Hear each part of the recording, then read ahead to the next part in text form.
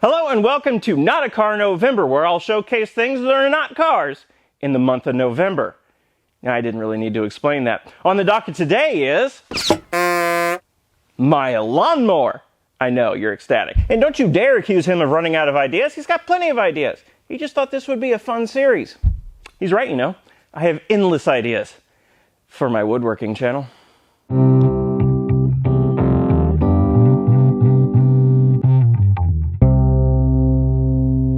This is a Hustler Raptor SD zero-turn lawnmower with a 54-inch deck. It was manufactured by Excel Industries out of Heston, Kansas, just north of Wichita.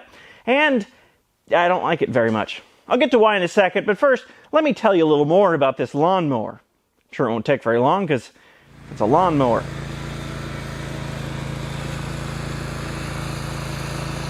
Hustler did not invent the zero-turn lawnmower, but they did invent this form factor of zero-turn lawnmower with the two independently controlled drive wheels, like this.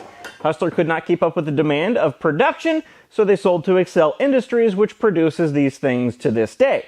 Excel Industries also produces the Big Dog line of zero-turn lawnmowers, which are exactly the same as the Hustler lawnmowers. They're just painted a different color, given even sillier names, and I think they have headlights or something. Oh, and they charge more for them. That's why they exist.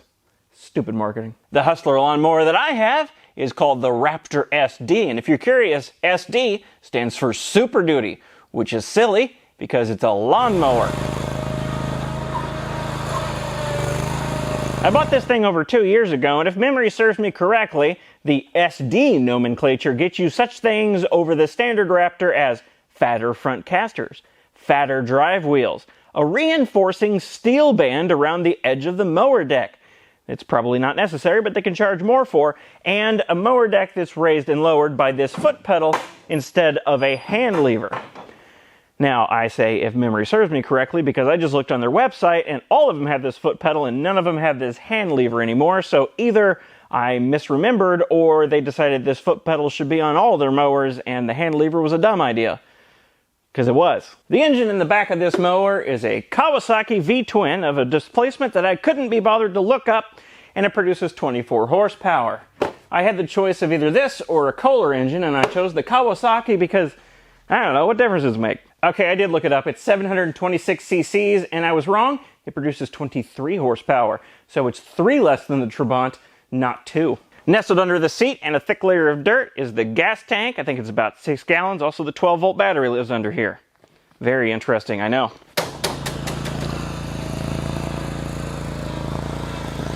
Right here is a cup holder in case you want to drink something infused with grass clippings. Over here is the panel where you have your throttle, your choke, your PTO engagement, which is electric, your key, and your hour meter. Apparently, I put 62.9 hours on it, or in metric, 62.9 hours.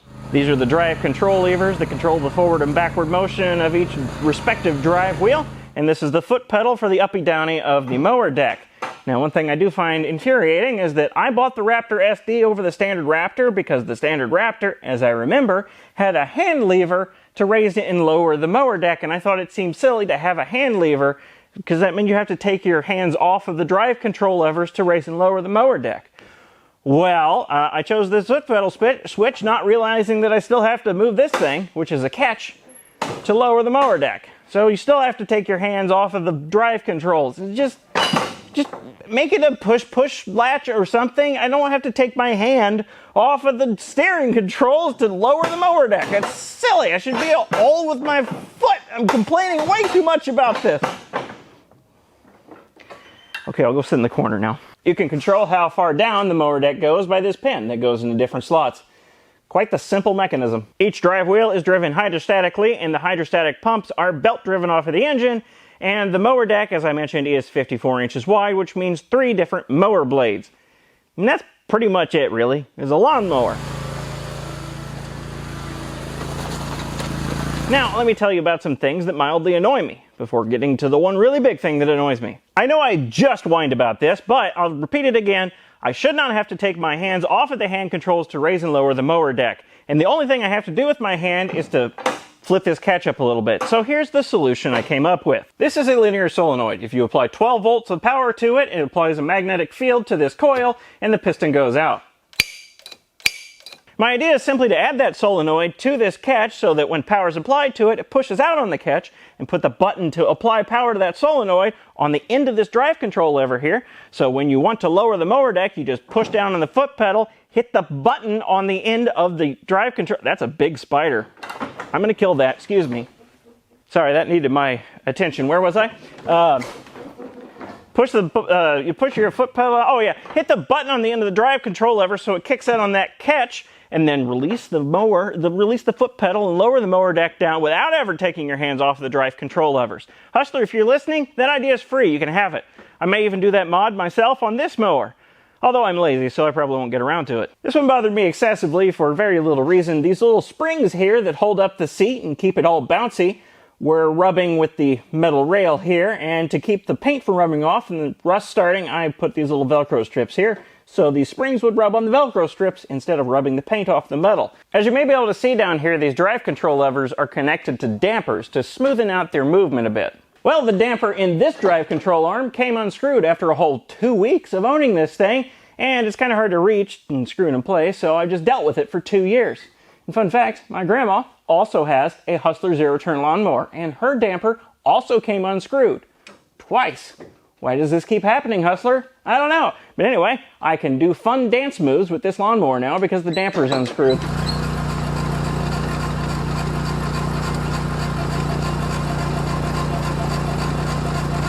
Way down there is the oil drain for the engine and the oil filter. Just below that plate, that all that stuff is right above, are the drive belts for the hydrostatic pumps that drive the drive wheels. Now the instructions say you should be very careful not to leak any oil below that plate, but it's almost unavoidable. You have to take an oil filter off and oil's going to get everywhere. And even if you stick a hose onto that oil drain there, you're still going to get oil everywhere, and oil will inevitably drip down onto the drive belts, and you'll have slipping drive wheels for a long while until the oil wears off the belts. It's a stupid design and I don't like it. I suspect they put that oil drain right above the plate because there were two completely different engine options for this mower, but I still am mad about it. Now those are all minor complaints. I know I seem very passionate about it, but that's just because I enjoy complaining. It's one of my favorite hobbies. So when I get to complain endlessly, well, I get very passionate. Anyway, but what does truly irritate me about this mower is one big thing, and it's physics. The drive wheels are too far back, and that causes a number of issues. When you decelerate in a vehicle, the weight transfers forward. On this mower, that means when you decelerate, the weight transfers forward onto the front casters and off of the rear drive wheel. So if you decelerate too aggressively, the drive wheels start slipping, which tears up your yard. So if you want to avoid tearing up your yard, you have to decelerate very slowly, which decreases efficiencies in mowing. If the mower is facing downhill, too much weight transfer is on the front wheels and not enough is on the rear wheel. So if I'm facing downhill, I can't turn, and if I can turn, I'm going to put a big old scuff in the yard doing so because I'll have to pull back on one of the sticks, and one of these wheels is just going to sit there and spin, not get any traction. So what I have accepted that I have to do is if I want to turn around going downhill, I first have to go straight down to the bottom of the hill first, and then I can turn around and come back up it again. Again, decreasing efficiency in mowing. If I am mowing sideways on a hill, there's so much weight ahead of the drive wheels that the front tries to tip into the hill, and at some point it's inevitable that the uphill wheel will lose traction. This happens every single time I mow the ditch in my front yard, and if you're thinking that I should just go up and down the hill, well, first of all, I should be able to mow any path I like, but also if I go up and down this hill, I end up scalping the yard. I have to mow it sideways. And the result of all these traction things added together is that my lawnmower has trained me, and I don't like that. I know that there are certain places in my yard where I cannot go a certain direction, otherwise I will lose control. For instance, if I come around the corner of my shop, I can't turn. I know I cannot turn. In making this video, I tried to turn there by taking it extremely slowly, and I was completely unable to. I just went careening straight down the hill because I have no control over it.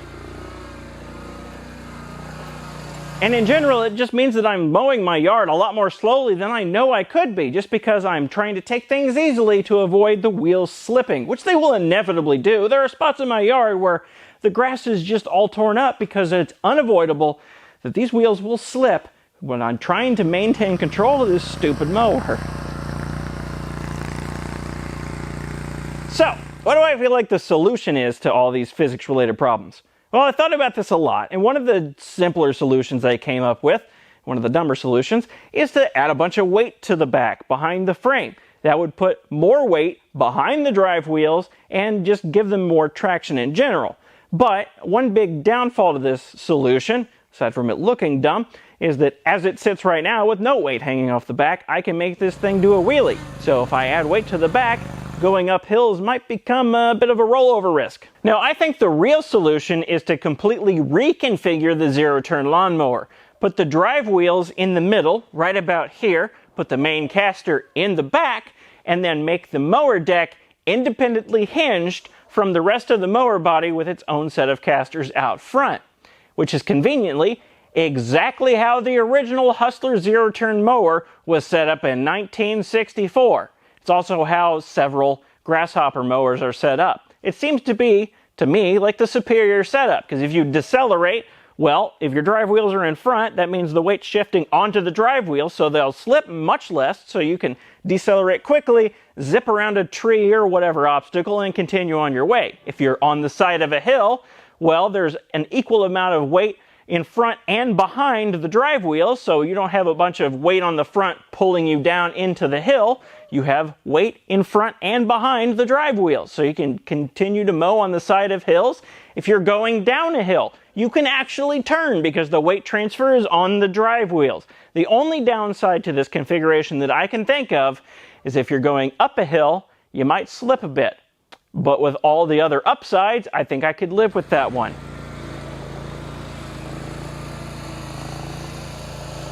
So what am I going to do about this lawnmower? Well, probably nothing. Works just fine. Mows my yard, does everything I'd ask of it. I mean, I don't love the thing, but I also don't hate it. Apparently, I just need to complain about it for 10 minutes straight. Like I said, it mows my yard just fine. So I'll probably keep it around for another couple of years. I think eventually I might want to upgrade to either a Ryobi zero-turn lawnmower or some sort of compact tractor with a mower deck underneath it. Now, I'm sure the Ryobi mower would have the same traction downfalls that this one does because it has the same layout, as do 95% of zero-turn mowers on the market. But I feel like it could outweigh those downsides because it's all electric, as I feel like all mowers should be by this point, especially residential lawnmowers. So I might get that. And it costs the same that this one did new, so there's that too. Now, I did have a brief look on the internet to see what the cheapest front mount zero-turn lawnmower was, and it was made by Grasshopper, and it came in at just shy of $9,000. And if I'm going to spend that kind of scratch on a lawnmower, I'd want it to do a little bit more than mow my yard. Hence the compact tractor idea. It could be a multi-purpose vehicle.